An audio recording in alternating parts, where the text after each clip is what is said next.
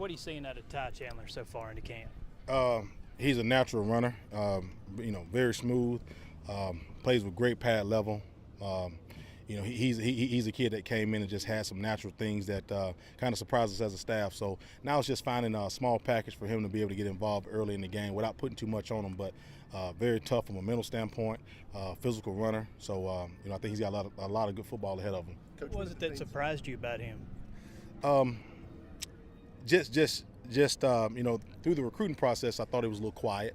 Didn't really care much about recruiting. So I didn't really get to know his personality a lot, but I think the toughness that he's shown so far has probably been the biggest thing. He has a quiet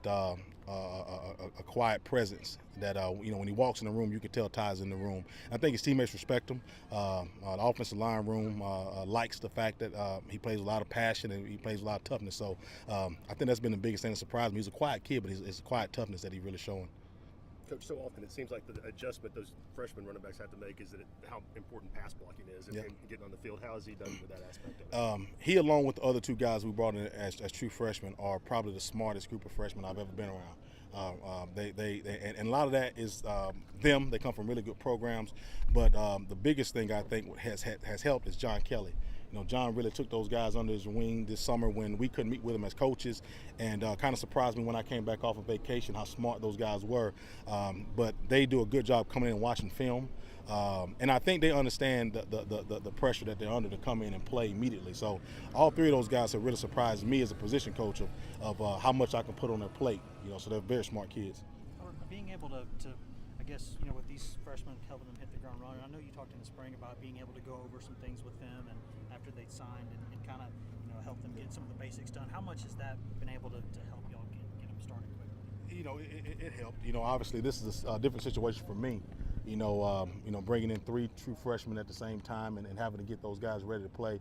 So, the pressure was kind of put on me to make sure I had some things lined up for them. Even when we went through spring, those guys would call in after practice every day and want to know what we did, how did it work, So I really wanted them to enjoy their senior year, but they still wanted to learn the offense and what was going on. So they did a good job watching film from afar. They would call and want to Skype and have meetings from afar. So when they came here, man, I was surprised and I was pleased with the baseline of knowledge that they already had before they got on campus, and they've just run with it so far. Have you heard much from Alvin since he got into camp and you guys started? I have. He and I text back and forth from time to time, and I know he's busy in camp, and he'll send a text every now and then. But obviously, we're happy for him. Just to read the things that people talk about, how smart he is. Those are the things that I'm excited for. That they're able to see that he's a smart football player, and I think he understands that's what'll keep him in the league for a long time. So I'm excited for him. Robert, you mentioned John being such an asset as a leader. I guess how much trust do you have to kind of be an extension of you? During practice, during drills, while you're out here? A lot. This is going on year 5 for me being here. This is I've had a chance to recruit, almost a whole class to come and go, and so the culture of the room is understood and is set. And to have a guy like John that gained valuable reps, mid to late season, everything happens for a reason. And I'm definitely excited that we're in a position where John had so many reps at the end of the year, and it led to him being a leader, for these 3 young freshmen to come in and learn from him. Because it's one thing for me to, say what to do and show them on the board, but it's another thing when John can go out and execute it and lead by example.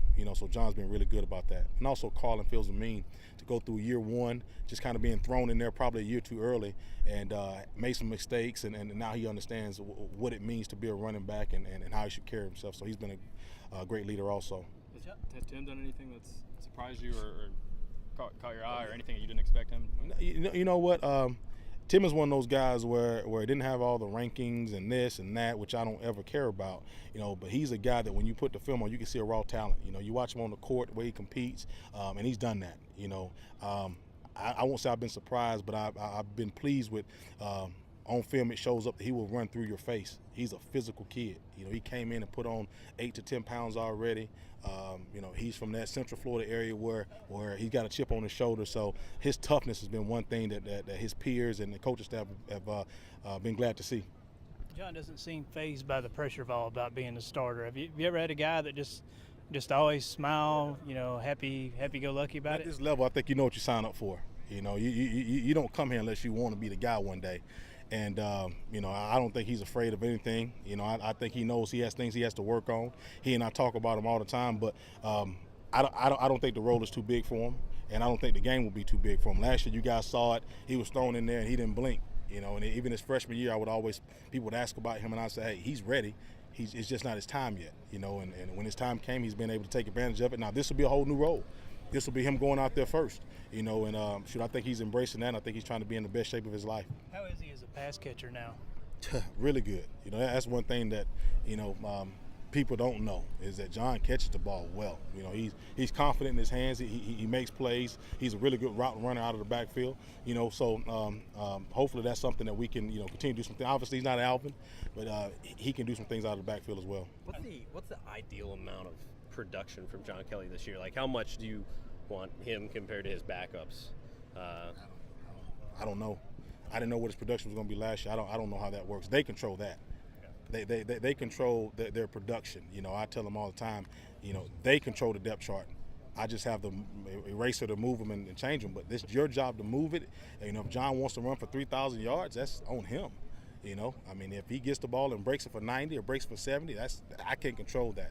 He'll have opportunities to have a really good year, but I don't know who's going to do what. Butch mentioned several days ago that he expects all three of those freshmen to play. How many backs would you like to play in the opener? Is that as many as it gets us a win? You know, I'm not going to sit down with any of them and promise them they're going to play. You know, we're going to put the guys on the field that give us the best opportunity to win.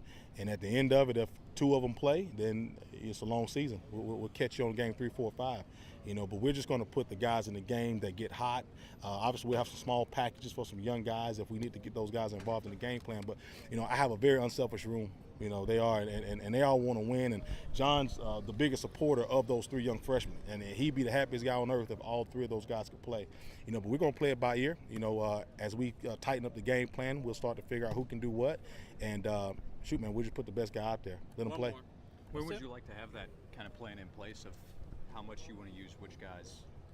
You know, obviously, within the next 2 weeks, you know, it's hard to get 5 guys ready to play. You know, it's impossible. You know, so, you know, we have a scrimmage tomorrow. Then we'll have probably another, you know, tough scrimmage here in about the next week after that. And after that, we're going to have to sit down with some guys and say, hey, this guy's 1, 2, and 3 on the depth chart, and the 4th guy be ready to play and go from there. So probably within the next 2 weeks, we'll kind of have a foundation of who we're going to go into the first game and look to get those guys reps. Thanks, Coach. Thank you, Robert.